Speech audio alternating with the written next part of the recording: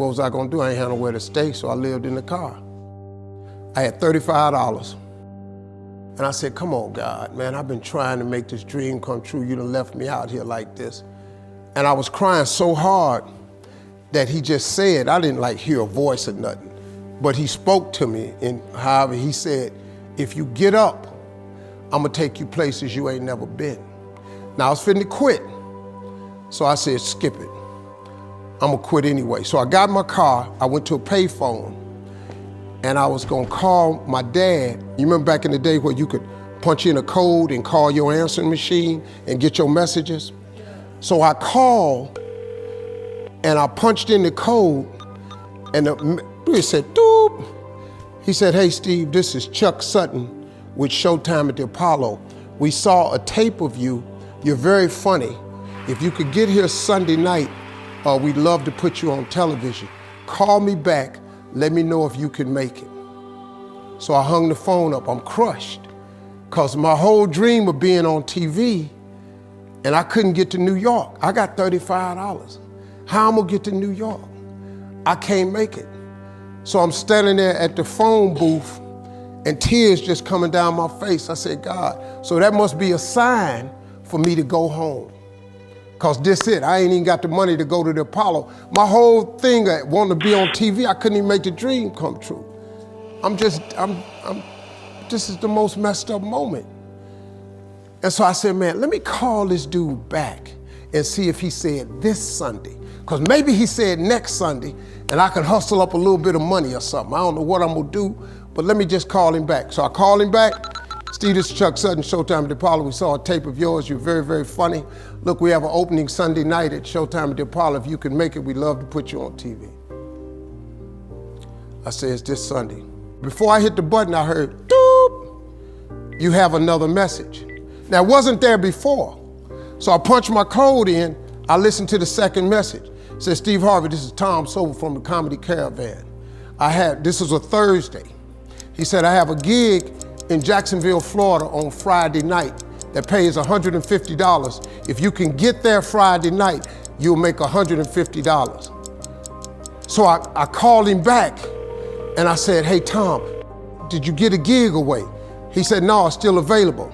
He said, can you get there? I said, I'm in Pensacola, Florida. I'm 3.5 hours away. So I drive to Jacksonville, Florida, and that night I made the 150. The club owner said, man, you funnier than the guy we hired. If you stay tomorrow night, I'm gonna give you another $150. So now I got $300 now. So I get on the phone, I call Chuck Sutton. I say, hey man, is the gig still available at Showtime at the Apollo? He said, yeah, we got one opening left. I said, I'll be there. So I called Eastern Airlines, who used to be open back then. They had a special for $99 going from Jacksonville, Florida to New York round trip. So I parked my car at the airport. I got it.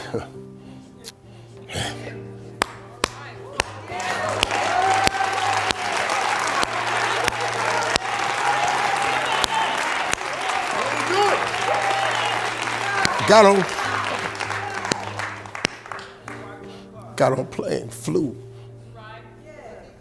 Everything I had was in 2 bags. Got to the Apollo. I said, hey man, I'm here.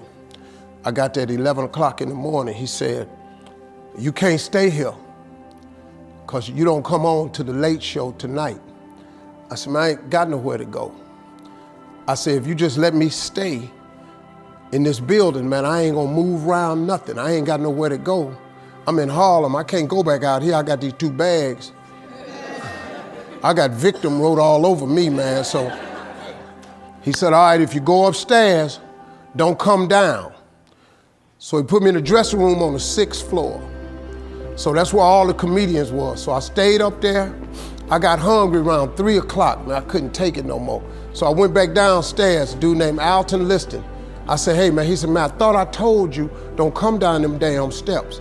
I said, hey man, I'm just hungry, man. I said, let me go to that KFC I saw on the corner. Just let me get some chicken. I'll come right back. He said, man, if you ain't back in 20 minutes, you ain't getting in this building. So I went, bought me some chicken, came back. So the comedians started coming in the building. They start coming up on the 6th floor. So I meet this guy named D.L. Hughley. I introduced myself, he introduced himself. Then this other dude walked in named Jamie Foxx. And I introduced myself. We don't know each other, ain't none of us famous. It's 1991, man. They gave everybody the lineup. I was on the last show of the night. I don't go on to 11 at night. I done had this 4 pieces of chicken. I'm starving, man. That chicken done wore off. I'm nervous, man. I'm about to throw up. D.L. Hughley went downstairs. D.L. Hughley got booed off. Jamie Foxx went down there and got booed. They booed Jamie, then Jamie started singing. And then they started clapping. And Jamie had their ass, then he went back to them jokes and they got his ass. So I'm walking down the steps and I see Jamie sitting on the steps. I said, hey man, hang in there. He said, man, that ain't never happened to me before, man. This is crazy. This Jamie Foxx, man, one of the most talented people in all of comedy. And now, you don't even know how nervous I am, man. I can't even, my breathing is shot because these dudes been booed. So I walk out, I had wrote this joke. Mike Tyson had got in a fight in Harlem with this heavyweight named Mitch Green. Mike Tyson had hit the dude in the eye in the store.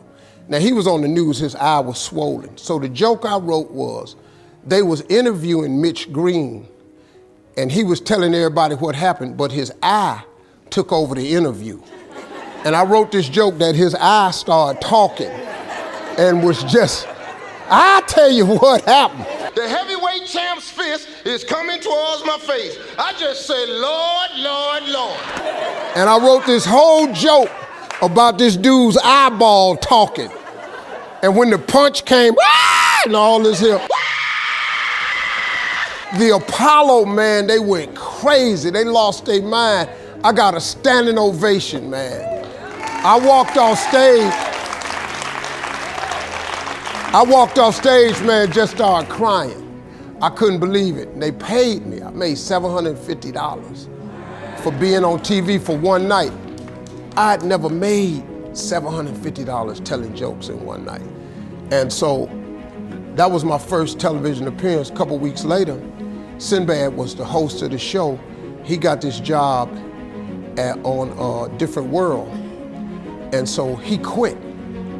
And so Mark Curry became the host. And then Mark Curry got hanging with Mr. Cooper and he quit. And they came to me and said, would you come back to New York and host amateur night for us to just try you out? Oh, ain't no problem. And so I went to New York, I hosted amateur night and I was killing.